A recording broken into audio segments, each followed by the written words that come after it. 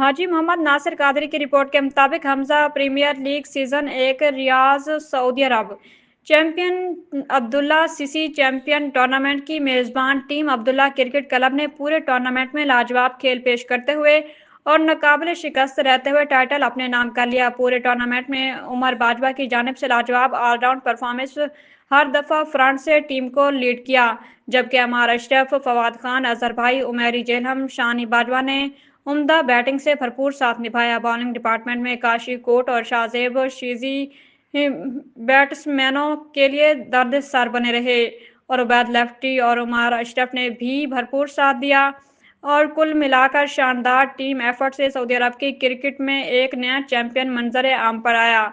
शानदार टाइटल फतेह पर पूरी टीम मैनेजमेंट बिलखसूस ऑनर्स सुहेल असगर, गुलाम नबी, शुएब असगर और मोहम्मद जमील और तमाम सपोर्टरान को मुबारकबाद पेश।